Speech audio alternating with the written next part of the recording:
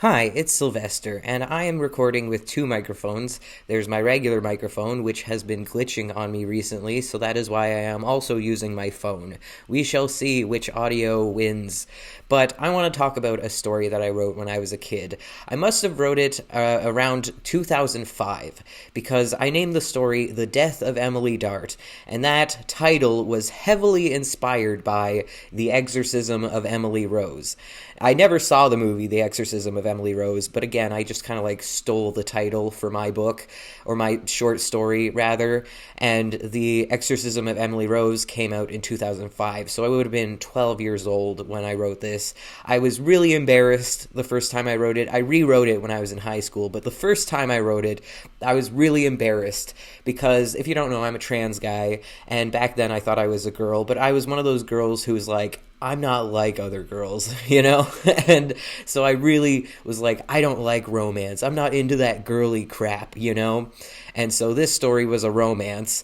And so I was really, really embarrassed when I wrote it. And I was so scared that my mom would find it and read it. And it's so funny looking back because it was just a really cheesy romance story that is kind of typical of what you would imagine a 12-year-old girl to write. So, my mom probably would not have been surprised or shocked or upset if she had found it, but I was just so embarrassed. And by the time I got to high school, I was a little bit less embarrassed. And then, like I said, I rewrote it when I was in high school at some point, and we had an English assignment where you had to submit a short story and then send that short story to a publisher. And so I took my story and I sent it to a publisher, and I really thought that I was going to hear back. Like, I really thought this was going to get published because I was that confident in it. I thought it was that good. Looking back, it was not that good. Unfortunately, I don't have a copy of it anymore. I got rid of a bunch of stuff that I owned back in 2019. I went through a mental breakdown and I just got rid of a whole bunch of stuff, including the copy of The Death of Emily Dart that I had. And so, again, I no longer have a copy of it, but let's actually talk about the substance, what it was about. Well, you can probably tell from the title what it's about, actually. It was a pretty bad title.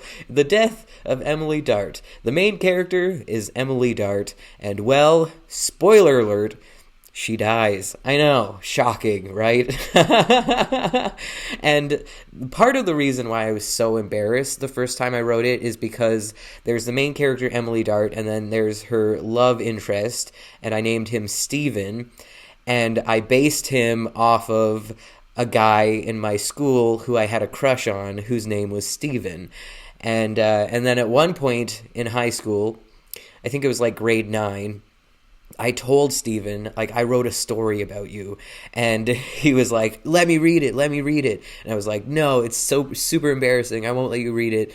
And then one day, he's like, I don't believe you wrote a story about me. So one day I brought a copy, because I had printed it out on paper, so I had like a physical copy of the story, and I came out, and I went up to him, and I'm like, see, it's a story, and I wrote it about you. And then he like swipes it, like, steals it right out of my hand, and is like, mine, and he just like runs off with it. And I was so mortified because I don't know, I was so dumb. I don't know why I brought it to school to like wave it in his face. That was the dumbest thing ever, because of course he was going to steal it, of course he was going to read it. If somebody told me that they wrote a story about me, I'd want to read it. So yeah, but it was like so embarrassing because it was just this like fantasy romance that I had written about him, and it was just like, I just was mortified. That was one of the most embarrassing moments of my high school career. It doesn't sound that embarrassing in hindsight, but at the time I wanted to die. Like, it was so embarrassing. So and then like a couple days later he came back and he returned the story to me, and he didn't say anything. It was just like really awkward. And then we were messaging on, I think we still had MSN Messenger at this time, and so I was messaging him, and I was like, so what did you think about the book? What did you think about the short story? And he's like, I thought it was really good and really well written, and like he was like really nice about it, but God, it was so embarrassing. He must have been, I don't know what he would have thought. Oh God. Oh, so embarrassing. I cringe just thinking about it. Anyways, so let's actually talk about the story. There's this girl, Emily Dart. The story starts when she's in high school, and or maybe it starts in elementary school. I don't remember. I think it was high school. I think it was like grade 9. She was supposed to be in like grade 9 of high school. I don't really remember. She was in school, and we get introduced to a couple of her friends, including Steven. He's one of her friends. And then she's walking home from school one day, and something bad happens. I'm putting that in quotes because I never explicitly state what happens to her. I kind of leave it up to the audience's imagination, but like something bad happens to her. And it's like it was in my head, it was supposed to be obvious that she was sexually assaulted, that a man sexually assaulted her, a man attacked her and sexually assaulted her. And so, content warning, probably should have put a content warning at the beginning of this video, not after I said sexual assault 3 different times, but content warning, that is it's not like talked about in the book. I don't really go into detail. Like I said, I leave it really, really vague, but it was strongly implied that she had been attacked by some strange man on her way home from school, walking home from school through a shady road with a bunch of trees. And so, she was traumatized, horrifically traumatized. And then she goes back to school the next day. And Steven is like trying to joke around with her and is like, "Yo, Emily, what's going on?" And Emily's just like dead serious, just like not responding. And so he like goes around and stares her in the face because he's like beside her or behind her as he's like joking with her and she's not responding. So he comes around to look her in the face. And I wrote like, what he saw that day changed his life or something like that. Like when he looked in her face, it changed him forever. Like just he could tell, just by the look in her eyes, just by looking in her eyes, he could tell that something really bad had happened. And then time skip, like that's the end of her being in high school. We skip ahead to her graduating university, and she goes back to her hometown because she doesn't know what else to do after university. She doesn't have a job yet, so she's gonna go hang out and live with her parents for a little bit. And she hates her hometown because she was traumatized in her hometown, and so she hates being there because it just reminds her of the bad thing that happened to her. And so she's hanging out in her hometown, and then she runs into Steven, adult Steven. And Steven is like, "Hey, Emily, yo, I haven't seen you in forever." And he's like, trying to talk, trying to flirt, and she's like not having it. She's just scared of men because she was hurt by a man, and so now she's just like scared of men. And so she's like, "Leave me alone, Steven. I don't want anything to do with you." Pushes him away. But he was like, didn't take no for an answer, which that's what I thought romance was back then, I guess, is like you push men away, but when they secretly know that you want them, and so he's like, "You're pushing me away, but it just makes me want you more. Like, I can fix you, girl. I can fix you," because obviously when a woman gets traumatized by a man, the only thing that can fix her is the love of another man. Duh.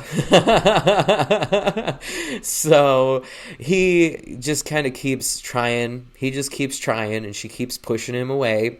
And like one day he does that cheesy thing that was stolen from a movie that I didn't even see. I just saw this movie parodied on like The Simpsons and stuff, where I don't even know what the movie is, where the guy is like standing outside the girl's window and he has a boom box over his head that's playing like a romantic song. Like it was kind of like that, except he did a corny dance. He came to Emily's house, plays some music, and the song specifically was "The Way You Make Me Feel" by Michael Jackson. And by the way, the music video for that is very much the vibes of this whole story. If you've seen the music video for Michael Jackson's "The Way You Make Me Feel," there's just a woman walking down the street. Michael Jackson starts harassing her.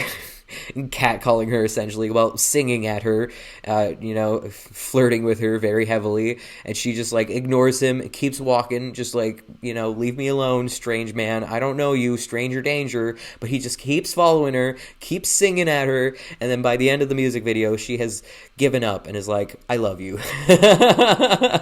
And that's romance. When a girl acts like she doesn't want you, when a girl acts like she doesn't like you, that just means try harder, fellas.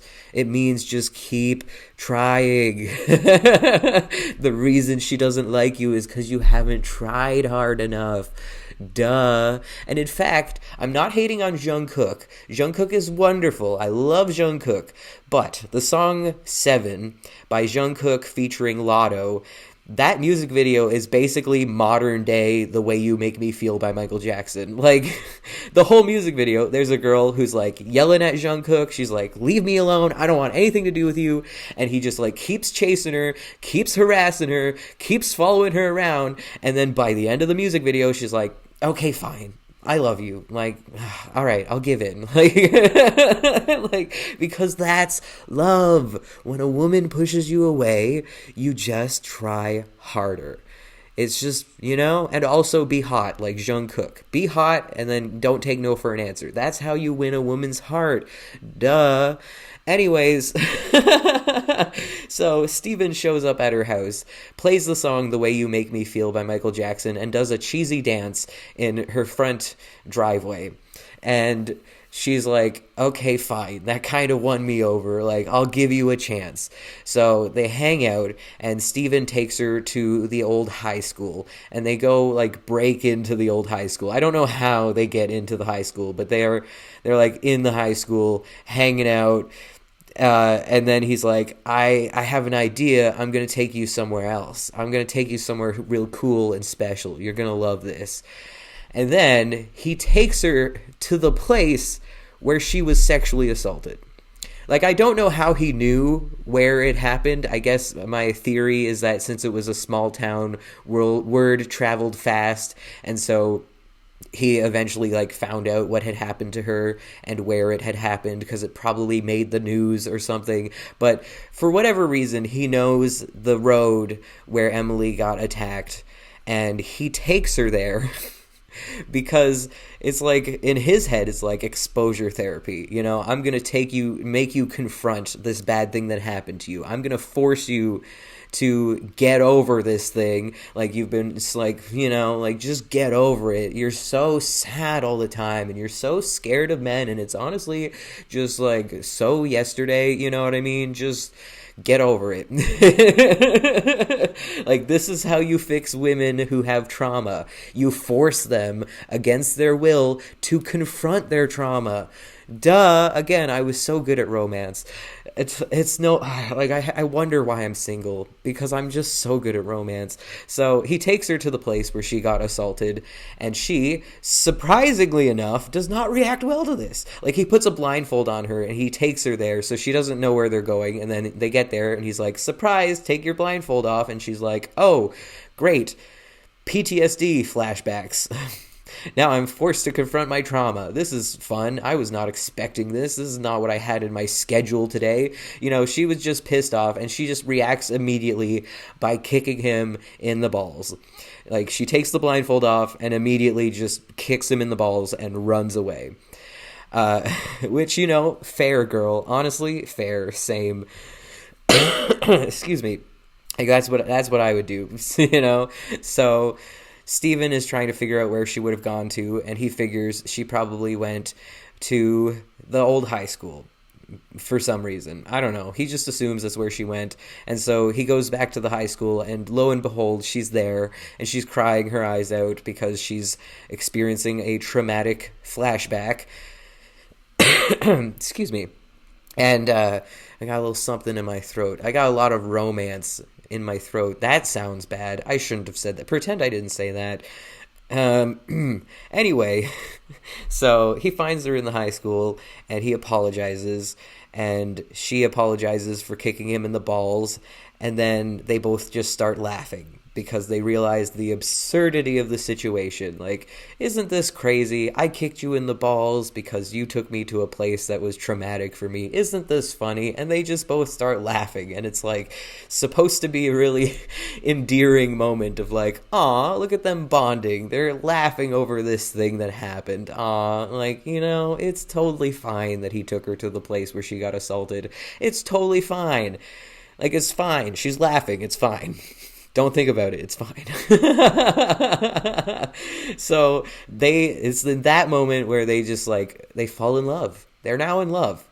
And then, there's this like whole cheesy thing where Steven thinks to himself like, back in high school when that thing happened to Emily, she died. And now I see the life in her eyes again. After all these years, she's alive again. Because again, his love saved her from the trauma she experienced. He fixed her with his love.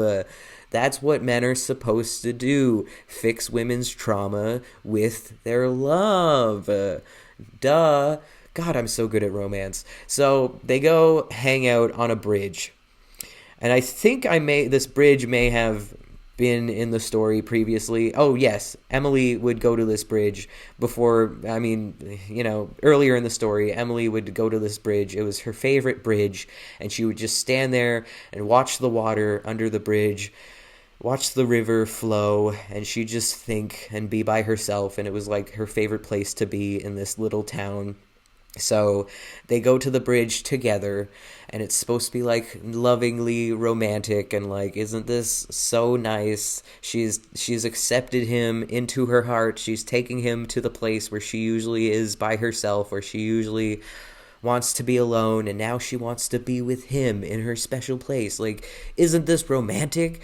And then you'll never guess what happens. Emily dies. She's leaning on the railing of the bridge, and the railing breaks, and she falls into the river and drowns. And Steven like jumps down into the river, tries to save her, but the river's like flowing so fast, and like the water's so crazy that like he can't get to her. And then by the time he gets to her, she's dead. It's too late. And then he just sits, like, she's in the hospital, even though she's already dead, so I don't know why she's in the hospital. She should be in the morgue, but for whatever reason, they took this dead woman to the hospital. And I mean, maybe they would. I don't know the protocol. If you find a woman who is drowned in the river, do the paramedics, I guess the paramedics wouldn't take her directly to the morgue. Would they take her to the hospital? And just, like, I guess maybe. I don't know how things work. But for whatever reason, she's in the hospital. She's lying in a hospital bed, dead. And he's sitting next to her.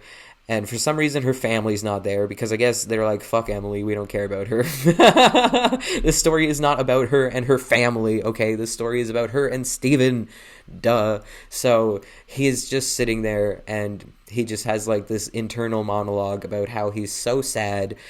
And, Emily was finally alive for the first time in years. She was finally brought back to life, and now she's gone. And he's just a real sad boy because he fell in love with a woman, and now she's dead.